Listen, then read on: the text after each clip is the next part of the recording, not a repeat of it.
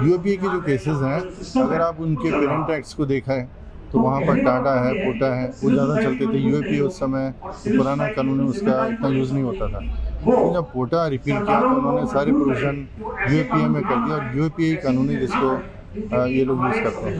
तो जितनी भी पॉलिटिकल सेटअप रहता है वो किसी तरीके से इन कानून का उपयोग नहीं, मतलब दुरुपयोग ही करता है अपने पॉलिटिकल पर्पस के लिए, रिप्रेशन के लिए। लेकिन अनफॉर्चुनेटली जब से बीजेपी गवर्नमेंट आई है, जो एनसीआरबी का डेटा है उससे ये मालूम पड़ता है कि केसेस जो हैं इसके अंदर ये बढ़ते चले जा रहे हैं यूएपीए के अंदर।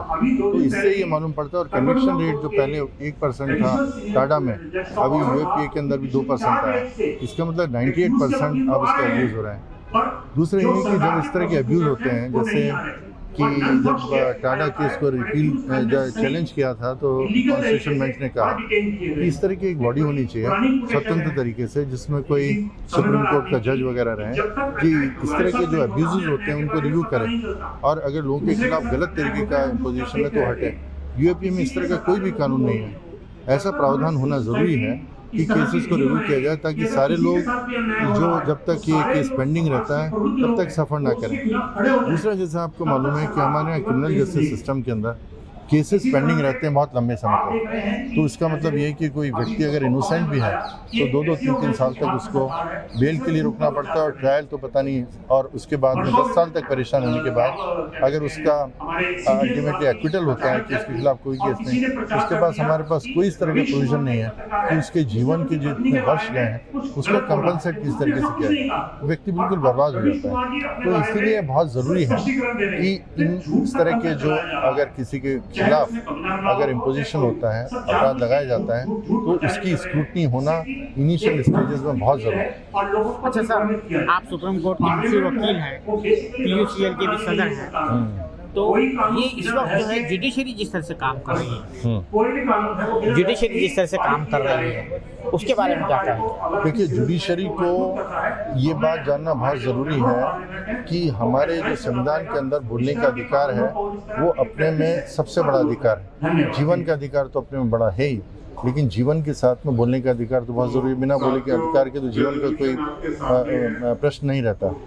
तो हमारे यहाँ जो सेंसिटिविटी होती है जजेस की, वो सेंसिटिविटी मुझे नहीं लगता कि उस लेवल की है जिस लेवल की होनी चाहिए। और इस तरह के जो अपराध आते हैं, क्योंकि ये सिर्फ बोलने वाली बात को लेकर के ज़्यादा रहते हैं, या इस बात को लेकर के कि किसी के पास कोई किताब निकली, कोई डॉक्यूमेंट निकला, तो उन केसेस को स्क्रूटनाइज करना चाहिए। कोई ओवर टैक्ट नहीं है, मतलब अगर किसी ने कुछ बोला उसके बाद में उनको लगता है कि जो इस तरह का अपराध घटित करने के लिए उसने कोई कार्रवाई करी, तो एक अलग श्रेणी के अंदर आ जाता है। लेकिन जो इस तरह के केस हैं वो बिल्कुल अलग श्रेणी में है, और उसको तो मुझे लगता है स्क्रूटनाइज करने के लिए सुप्रीम कोर्ट को, क्योंकि ये बढ़ रहे हैं केसेस, एक अलग तरीके से पूरा जो हाई कोर्ट्स हैं और दूसरे कोर्ट्स हैं उनके लिए डायरेक्शंस देना ज़रूरी है। इस वक्त जो मुल्क में ह्यूमन राइट्स का जो वायलेशन हो रहा है, आप एक फोरम चला रहे हैं, तो ये फोरम का क्या ऑब्जर्वेशन है? इस तरह का जो हो रहा है, ऐसा कभी हुआ है, इससे पहले हुआ है कभी इंडिया में इस तरह? देखिए, इंडिया में होता आ रहा है, और अब ये नंगे चेहरे के साथ में हो रहा है। जिस पहले सॉफ्ट तरीके से होता था, रिप्रेशन तब भी हो रहा था। यूएपीए आज का कानून नहीं है, सेडिशन लॉ आज का कानून नहीं है, arm forces special power act को आज से लोग आज ही नहीं झेल रहे हैं, पहले से ही झेलते आ रहे हैं। हमारे मणिपुर में, नागालैंड में, कश्मीर में arm forces special power act का दंश झेल रहे हैं। अभी नागालैंड का आपने देखा, वो एक्सपोज हो रहा है। अब एकदम नंगाई पे उतर आई है स्टेट, बस इतना है। लेकिन आप देखते हैं कि लोग जो है, हमारा दुनिया में कहा जाता है कि दुनिया की सबसे बड़ी जमहूरियत है, लार्जेस्ट डेमोक्रेसी है वर्ल्ड की, लेकिन लोग मैदान में नहीं आते कि ह्यूमन राइट्स वो हो रहा है, वायलेट हो रहा है, एक रिपब्लिक में रह रहे हैं लोग। इसकी क्या वजह क्या है? कोई भी इशू ले लीजिए, डेमोक्रेटिक इश्यूज पर लोग जमा नहीं होते हैं। देखिए, जब सांस किसी की रोक दी जाए तो पहली प्रायोरिटी जो होगी वो सांस लेने की होगी। तो उस स्तर पर आ चुके हैं। मैं एक उदाहरण बताता हूँ ट्रेड यूनियंस का, कि ट्रेड यूनियन जो मांग किया करती थी बोनस की, आज वो ट्रेड यूनियंस मांग कर रही हैं कि हमें एम्प्लॉय माना जाए, एम्प्लॉय एम्प्लॉयर रिलेशनशिप में थे। तो ये साइन है उस चीज़ का, ये प्रतिबिंब दिखता है कि किस स्तर पर मानव मूल्य आ गए हैं और ह्यूमन राइट, मानव अधिकार उस स्तर पर आ गए हैं, ये दिख रहा है। लोग अगर नहीं उतर रहे हैं तो इसका हम दोष नहीं दे सकते, लोगों पर, जनता पर दोष नहीं दे सकते हैं। बात है कि अब इस संघर्ष को किस स्तर से हमें शुरू करना है, किस स्तर से लड़ना शुरू करना है, वहाँ पर आना होगा। ये मोबिलाइज जो स्वतः स्फूर्त जो आंदोलन हुआ करते थे, उसकी उम्मीद अब कम है। हालांकि हो रहे हैं किसान आंदोलन, देख रहे हैं सीए पर आपने देखा शाहीन बाग में, तो स्वतः स्फूर्त की उम्मीद पूरी तरह से ख़त्म नहीं हुई है, लेकिन कम हुई है। आप सही कह रहे हैं। ईश मिश्रा साहब, आज ह्यूमन राइट्स डे है। हमारे देश में इस वक्त जो ह्यूमन राइट्स की जो सिचुएशन है, जिस तरह के कवानीन बनाए गए हैं, उस पर क्या कहेंगे? तभी तक आप अपनी ह्यूमन राइट्स इस्तेमाल कर सकते हैं जब तक उसका व्यवस्था पर कोई फर्क नहीं पड़ता है। ये हमेशा से ही रहा है, लेकिन ये ह्यूमन राइट्स वायलेशन जो है फांसीवाद में अपने चरम पर होता है, और बहुत सारे लोगों को लगता है ये फांसीवाद नहीं है। भाई, हर जगह के देश काल के हिसाब से फांसीवाद का चरित्र बदलता है।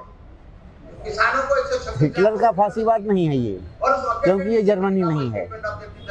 ये थोड़ा सा अगर हल्के ढंग से कहें तो ये वर्णाश्रमी फांसीवाद है। यहाँ पर ये पूरा का पूरा हिंदुत्व में मेरे विचार में, मैंने लिखा भी है कि हिंदुत्व ब्राह्मणवाद का ही राजनीतिक संस्करण है, या वर्णाश्रमवाद का राजनीतिक संस्करण है। तो ये ब्राह्मणवादी फांसीवाद है। आपने अगर किसी धार्मिक कुरीति का विरोध कर दिया तो तुरंत ये वामपंथी लोग जो है हिंदू धर्म के बारे में नहीं बोलते हैं, मुसलमानों के बारे में नहीं बोल सकते। या सरकार का विरोध कर दिया तुरंत आप राष्ट्रद्रोही हो गए। मतलब अंग्रेजों ने जो कानून सेडिशन का बनाया था, वो कानून राजद्रोह था कि आप सरकार के प्रति डिसअफेक्शन फैला रहे हैं, जो कि हर स्वतंत्रता सेनानी कर रहा था। लेकिन अब ये वो जो राजद्रोह था, यानी सरकार द्रोह जो था, उसको अब राष्ट्रद्रोह में बदल दिया गया है। यानी कि सरकार को राष्ट्र के बराबर खड़ा कर दिया गया है। तो और मीडिया जो है पूरा का पूरा जो भी विरोध करेगा वो यूएपीए में जाएगा या इसी तरह से किसी कानून में जाएगा। तो बिना किसी औपचारिक दबाव के, आप मीडिया से यहाँ क्षमा कीजिएगा, लेकिन अब कैलकुलेट करना मुश्किल है, लेकिन 90% मुख्य धारा की मीडिया जो है, जो जिसको मैं कहता हूँ मृदंग मीडिया बन गया है, वो सरकारी मृदंग बन गया है। वो एक जो मीडिया का काम है लोगों को सूचित करना, सरकार से सवाल करना, वो काम ये मीडिया भूल गई है। आज तो कुछ किसी तरह से जो न्यूज़ पोर्टल्स निकाल पा रहे हैं या कुछ यूट्यूब चैनल्स जो जिस तरह से कर रहे हैं, उन्हीं से कुछ आप प्रामाणिक खबरों की उम्मीद रख सकते हैं। अच्छा मिश्रा जी, कहा जा रहा है कि ये अनडिक्लेयर इमरजेंसी में जो जुल्म खत्म होता था उससे कहीं ज़्यादा जुल्म खत्म कहीं ज़्यादा हो रहा है। लेकिन फिर भी लोग जो है तो मैदान में नहीं आ रहे, क्या वजह क्या है? देखिए, मजदूर जो है,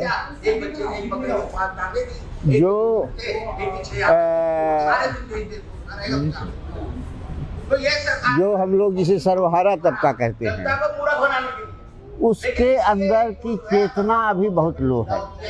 सामाजिक चेतना का जन्माधिकरण जो यहाँ के क्रांतिकारी ताकतों से उम्मीद की गई थी, उसने वो किया नहीं। तो आज की सामाजिक चेतना वो वर्णाश्रमी सामाजिक चेतना बन गई है। इमरजेंसी में विरोध इसलिए था कि शासक वर्गों के एक तबके पर भी हमला था, और मैं तो कहता हूं कि इंदिरा गांधी ने जो इमरजेंसी में तमाम और अपराध किए, उसमें एक सबसे बड़ा राजनीतिक अपराध था कि आरएसएस जैसे संगठन को उन्होंने हीरो बना दिया। आरएसएस को अपने जो जनपक्षीय तेवर प्रिटेंड करने के चक्कर में आरएसएस को उन्होंने मुख्य धारा में लाया।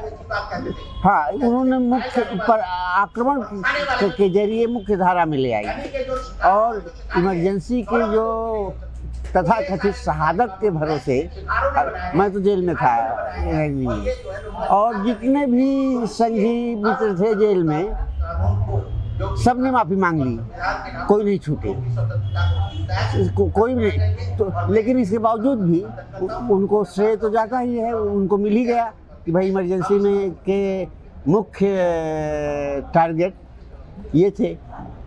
मैं तो मेरी तो पॉलिटिकल ट्रेन में मेरा तो पॉलिटिकल कैरियर की शुरुआत संघी के रूप में हुआ। मैं तो एक्सट्रीम राइट से एक्सट्रीम लेफ्ट में किताबों के जरिए पहुंचा, लेकिन जो एक ट्रेनिंग होती है, जो आरएसएस का जो एक साधारण कार्यकर्ता है, वो ईमानदारी से सोचता है कि यही देशभक्ति है। मुसलमानों ने इस देश की ऐसी तैसी की, आज जो कुछ भी गड़बड़ है सब मुसलमान शासकों के, मुगल शासकों के जरिए चलते रहा। इसलिए मुसलमान विरोध ये जो कम्युनल पोलराइजेशन ही को ही वो जो है राष्ट्रभक्त मांगता है, वो वाकई एजेंट नहीं है। वो हमारे आपकी तरह से साधारण विद्यार्थी है, साधारण कर्मचारी है, साधारण मजदूर है, लेकिन उसके दिमाग में प्रशिक्षण के जरिए और सामाजिकरण के जरिए उसके दिमाग में भर दिया गया है कि देशभक्ति का मतलब मुसलमान विरोध। शुक्रिया। हुकूक़ इंसानी के आलमी दिन के मौके पर आज मुख्तलिफ़ तंजीमों ने जो हुकूक़ इंसानी के मैदान में काम करती हैं, एक पब्लिक मीटिंग का इनेकाद किया। इस मीटिंग में मुख्तलिफ़ मुक़र्रिरीन ने इस बात का मुतालबा किया कि UAPA, सेडिशन लॉ और इसी तरह के दीगर सब क़वानीन को फ़ौरन ख़त्म किया जाए। मीटिंग के दौरान एक करारदाद भी मंजूर की गई और मुल्क में बढ़ती हुई इंसानी हुकूक़ के ख़िलाफ़ वर्जी की मज़म्मत की गई। कैमरामैन ज़ीशान राही के साथ मैं अब्दुल बारी मसूद, सालार न्यूज़ के लिए, नई दिल्ली।